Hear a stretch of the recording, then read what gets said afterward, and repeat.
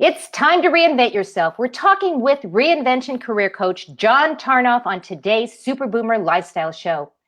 This is the show for super boomers and beyond that will enhance your lifestyle, health, empowerment, and more.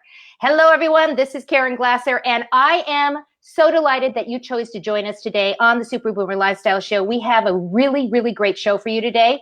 And you just have to believe me when I say that. We have a return guest. He's been on my show a couple of times, and we're thrilled that he's coming back to join us today. We are going to be talking about reinventing ourselves. But before we do that, if you're here live, we're delighted that you're here live. Make sure you put a comment in there that says, I'm live. And if you have anything to say during the show, put it up on the screen. And if you're here on replay, just as good. Make sure you let us know you're on replay and make some comments, and I will come back and respond to you. And of course, share. You know you want to, right? You know you want to. So go click that button, share it out, and bring your friends back in. All right, guys, today our special guest is John Tarnoff. He is a former entertainment industry executive. He has appeared on numerous national TV news and radio shows. He's been featured in too many to mention magazines. He is the author of the wildly successful book, Boomer Reinvention. Now you know why he's on the show, and How to Create Your Dream Career Over 50. And he is also recognized as a top influencer on aging via PBS. And I'm trying to get this to come down here. My screen is having a little bit of a connection fit here by PBS and Next Avenue. So without further ado, I'm going to go ahead and bring John in. How are you doing today, John? Welcome to the show. Thank you, Caren. Better than ever. Well, I know you are. You know what? We had a great conversation even before the show started, and it's kind of like I wanted to like put a hold on it so we didn't forget to mention it on the show. So we're going to make sure that we comment on everything that we talked about. But the first thing that we always do on the show is we talk about how would you describe a super boomer, and this is how I describe a super boomer. A super boomer is not defined by their age; it's how they show up in life. They're fearless, and they can do anything that they want to do. So, John, how do you describe a super boomer? Super boomer is someone who feels that life is precious and that each day is a new gift. That is a wonderful definition, and I want people to actually think about that as we have this conversation, because the topic today, if you're just tuning in, is time to reinvent yourself, and we're talking to John Tarnoff. He is a reinvention career coach. So let's just jump right in. What the heck is a reinvention career coach?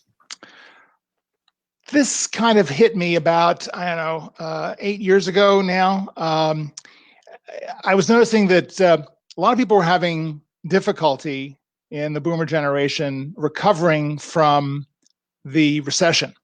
People had lost about a third to a half value of their homes, of their retirement accounts, and we're kind of waking up to this new reality that retirement was not in the cards. Right. So if retirement is not affordable, and by the way, when you go out to look for a job in your 50s, you find that all of a sudden you're staring at a blank wall, that people kind of look at you funny, like, why are you still here? What are we going to do, right? How are we going to prolong our careers? And I think the idea of reinvention goes to a reassessment of who we are at this stage in our lives, because we're different, right? So we true. have so much more that we've learned about life.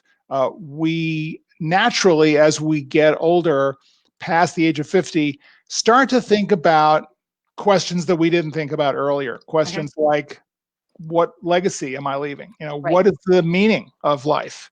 So we quite naturally want to inject greater meaning and a sense of purpose into everything we do. And for a lot of people who actually are still working in their 50s, for whom there may be some job security, they may be feeling like, why am I still doing this? I'm kind of burned out on this, right? But what else do I do? So I get a lot of that. People kind of going, well, I want to change my career, but I don't know what I could do or what I want to do. And you're the perfect person to talk about that, as probably I am too, because I have changed my careers multiple times. Let's talk about your career, your background. You were in the entertainment industry, Right. you know, executive in the entertainment. And you told me that you've been fired quite a few times. So let's talk about that, because Well, that's the elephant in the room, right? I joke about this in the book, and this really came up in a TEDx talk, which I did in 2012, which really launched this whole career coaching and focus on career reinvention and working with people over 50.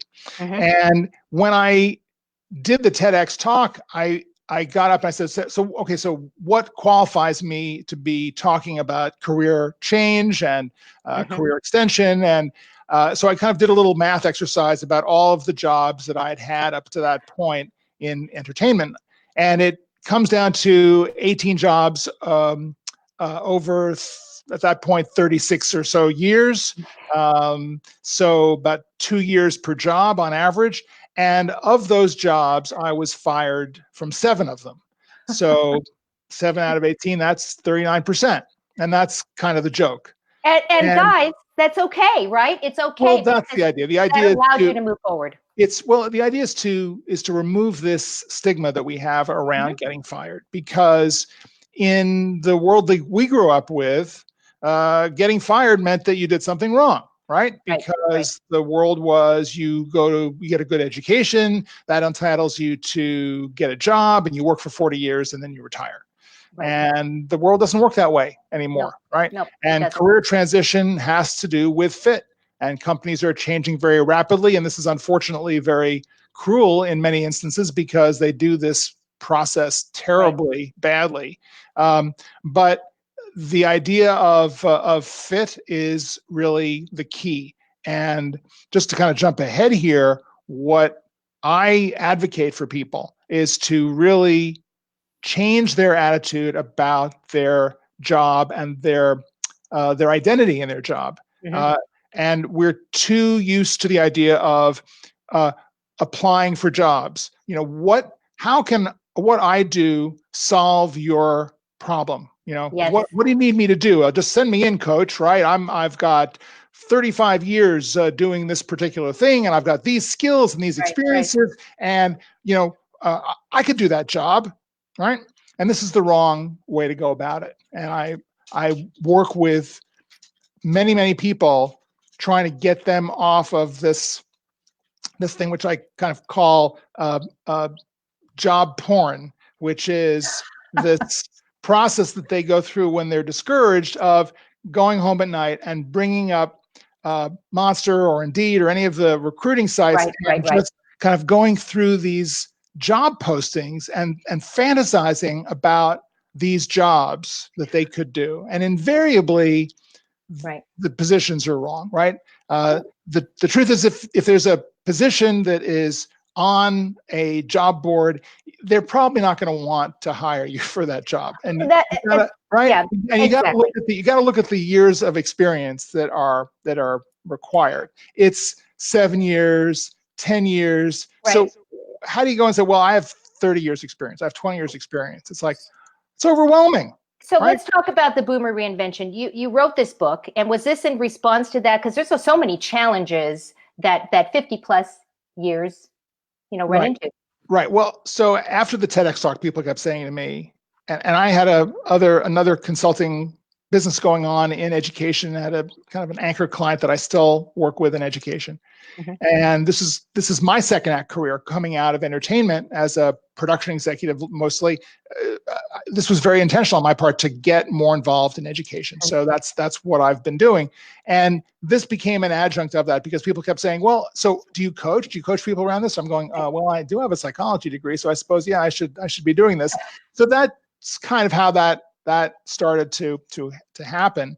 And the idea really from the book was, I've got all these, I talk about these 5 stages of career reinvention, the TEDx talk. And I thought I got to expand that into something that's practical, both in terms of, so I know what the hell it is that I'm doing, but also to give people some really actionable, specific practices that they can use to make this career transition possible. And that's why I like the book so much. One of the many reasons is because it has boomer in the title, I'm a boomer, you're a boomer, and I have reinvented myself. It's Right. clear that I've reinvented myself from the time when I was out of high school and teaching music to moving into becoming a clergy woman, which was, where did that come from for 16 years? And then moving into technology and finally moving into what I'm doing today, actually twofold, because you never can have just one job, of course. You have to have multi, and we'll talk about that. We're always doing a lot of different multi things. But this is a direct correlation, what I'm doing today, based upon my hair. And I didn't say no. I didn't say, oh my gosh, I can't get in front of a camera and do this. In fact, I said, I'm going to get in front of a camera and do it. And since then, even though I still do this, I've moved into something else as well. And we were talking about that before. I'm the president of a cannabis company. I mean, who would have thought that a clergy woman would be doing that? And that's because I don't say no. So let's address that. Why are people afraid to step into their greatness? I think identity has a lot to do with it. If you've been working for 10 or more years in one company, doing one role, perhaps at various levels, you develop this sense of identity around the job, around the company, around the role. Right. And ironically, the more successful people that I work with have the hardest time making this transition. Because on a certain level, they're saying, well, if I'm not doing this, then I'm a failure, or I'm afraid I could be a failure, or I can't achieve at the level that I have achieved. And that's not necessarily the case. Right. But also, your requirements change as you get older. And the money, the position, the status don't have the same allure that they had when you were in your 30s. Now you're actually going to be more drawn towards this sense of meaning and purpose, giving back, people, paying it forward. And, someone might be listening to this and going, no. I still am ambitious. I still want to be master of the universe. And I just don't have the right venue for that. That's why I'm unhappy. That's why, right? And I'm going to push back on you and say, nah, things change. Things change when you're in your 50s. Arthur Brooks, who is the head of the American Enterprise Institute, did a Atlantic article about a month or so ago that got it was in my inbox a lot, talking about this inevitable decline that happens in your 50s. And here's a guy who has done a lot, who's achieved. He's one of these top achievers who is now moving into retirement or some next step in his life, and he's lamenting this situation. Wow. But what he doesn't get, and my colleague Rich Eisenberg or actually it was Chris Farrell, the Marketplace financial reporter, took him to task. I think it was in Next Avenue or elsewhere on this, about saying, basically, dude, you don't get it, because you're not past this stage yet. You're looking at decline. There is actually no decline. There is actually a downshift into a much more resonant, richer period of wisdom and purpose and accomplishment and impact, that you can make at this stage of life. So what's past is prologue, and we are at a juncture in our lives, in our 50s, where, because of the longevity opportunity that we have facing us now, this extended lifespan for most of us, there's an entirely new, renewed opportunity to make the impact, to get stuff done, to live the life and do the work that we've always wanted to do. And how exciting is that? If you're listening live or on replay, let us know if you're in this stage of life. Are you 50? Are you 55? Are you 60? Are you 63 like me? You don't have to tell us how old you are if you don't want to, but you can tell us, let us know what stage of reinvention you're in as you are now jumping into boomerism. I don't know if that's a real word, boomerism. There are a lot of challenges that face people that are 50 and above. And Caren, I think this is beyond one generation now. It was boomers, but now the oldest Gen Xer, 53, 54. This is about a life stage that starts at age 50. And one of the alarming statistics that came to light over the last few months was a study that was done by ProPublica and the Urban Institute, which compiles statistics on employment and firing and people leaving jobs, 56% of people over 50 are going to get forced out of their job one way or another. 56%. That's insane. That is a Right. huge number. So what do they do? Well, that's the whole question. The question is, They go to you. Right. So yeah, so you can come to me, certainly. You can read my book. That the book is designed so you don't have to come to me. You can read the book and do the process. There you go. Right. And figure it out. Look, we're still in a transitional state around this. The culture, the economy hasn't quite figured it out. And by the way, the culture and the economy have to figure it out because the financial burden of having 76 million boomers dependent on Social Security is not viable. It's just not viable for the economy. Right. Right. People need to keep working for all of us to survive. Right. And by the way, in continuing to work, we gain tremendous benefit and longevity and health ourselves. So continuing to work and figuring something out beyond your first act, right? Figuring out something that is going to your next it's going to adapt. It's going to adapt to the realities. We can't. We can howl at the moon all we want about that 56% figure, but that's the reality. And on the other side of it, my solution is to say, don't go looking for a job. Certainly don't go looking for a job which was just like the last job you had, because they probably want someone 10 years younger and 10 years cheaper. Right? And then what are you supposed to do? Because you can't be 10 years younger. Right. So, but that's the point. The point is figure out who you are now, what you really want to do, make this into a deep dive, into your heart and soul. And what was the line? There's a line in the book that Gayle King, when I was on the CBS show, just kind of loved about, just something about the deep dive into who you are, to figure out what it is that you want to do. And it's a process, right? You may not know that initially, right? But the way you figure that out is that you have to share, right? You have to connect with people around this. Exactly. Right? Susan Jacobs. You have to go out and you have to build a cadre of trusted advisors around you, your own personal board of directors, if you will, to start this dialogue about what should I be doing and what do I really love to do. And they're going to tell you, you were great at this, you were lousy at that. Right.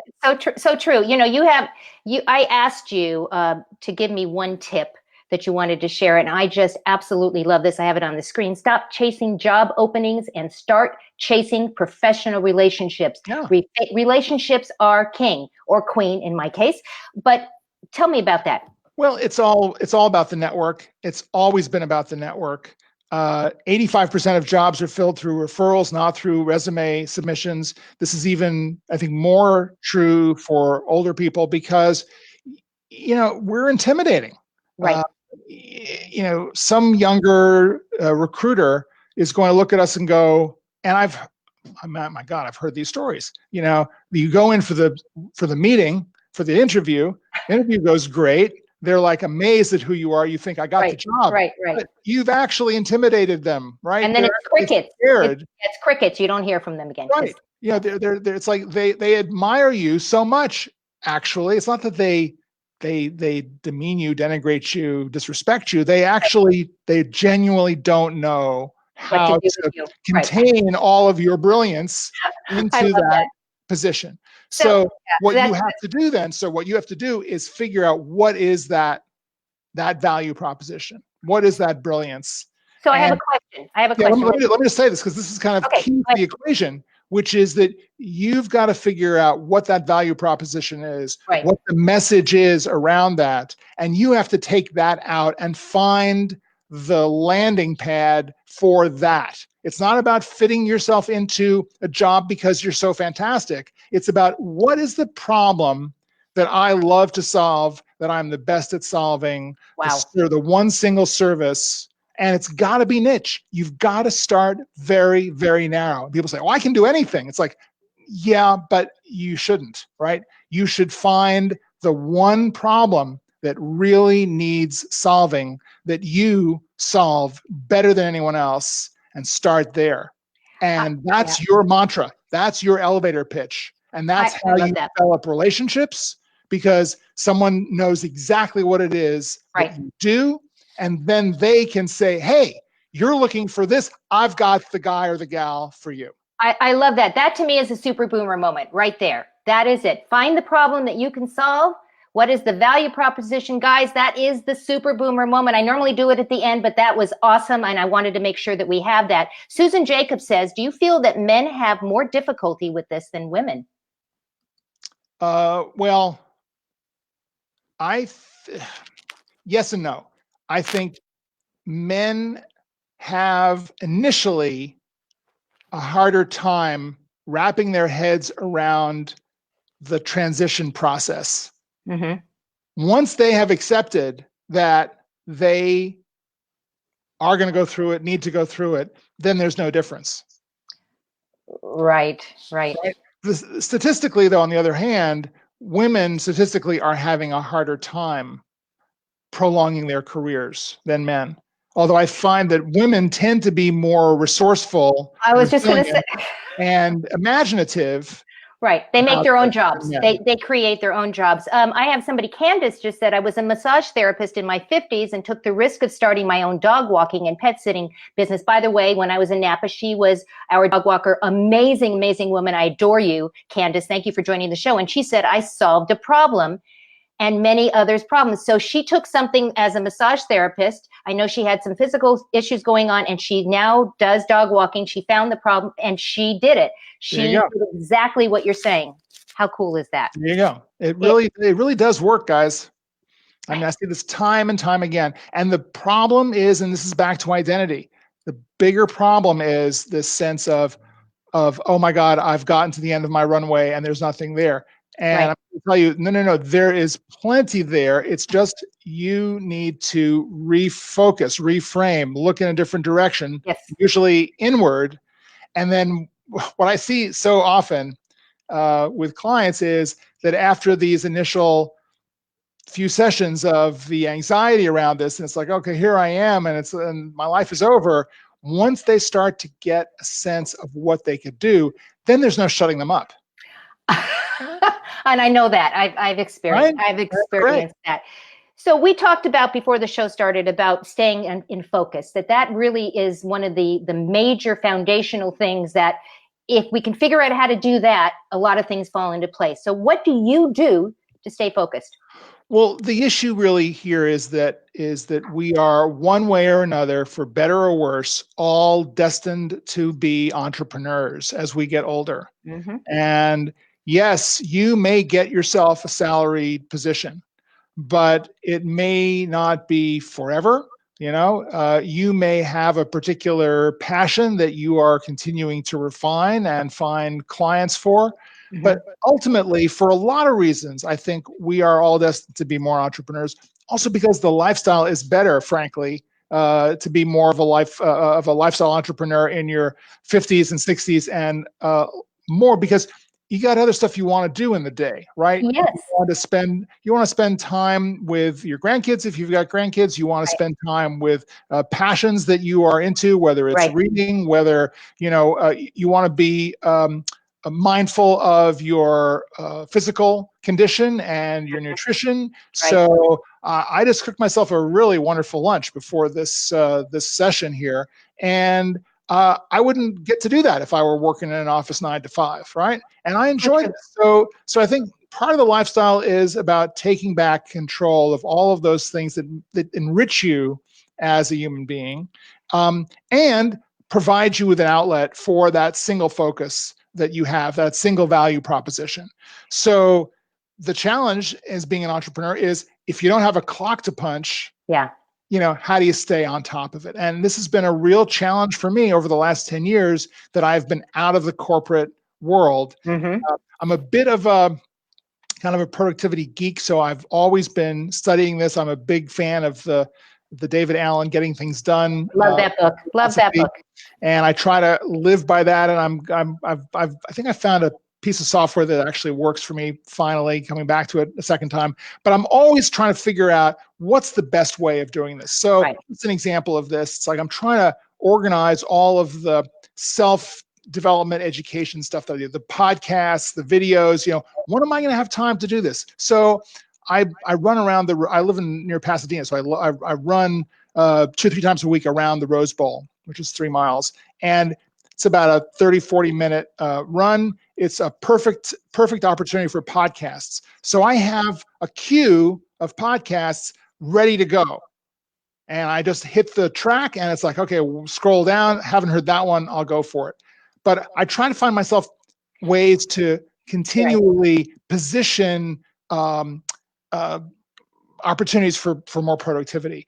Calendar blocking is really important. It's like make appointments with yourself on the calendar for what it is that you have to do. Don't say like, well, it's Tuesday. I'm supposed to do this or this or this, and you're going to get distracted. Identify it in your calendar. That is a great tip, on guys. The calendar, right? Yeah. So definitely do that. Act like your own boss, and think about doing this as a important facet of your entrepreneurial lifestyle. And that way you start to open up opportunities for more things to start coming your way. Because if you're working on your network, you're constantly meeting new people, engaging with people, you're informing yourself, you're sharing information with others, you're learning new stuff, you're open to more and more things, it becomes a virtuous cycle. Absolutely. And you find yourself, I'm busier at 67 than I've been,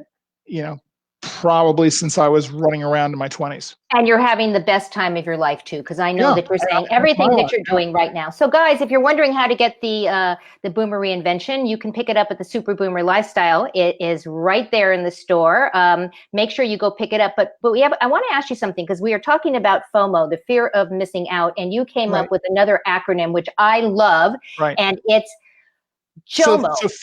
So fear of missing out is the kind of the distraction killer, right? It's like, oh, if I don't check in with so-and-so, and if I don't check Facebook 3 times a day, or if I don't check email every 5 minutes, right, I'm going to miss something. We're always in this 24/7 connected world. We're afraid that we're going to miss something important that's timely. I'm guilty.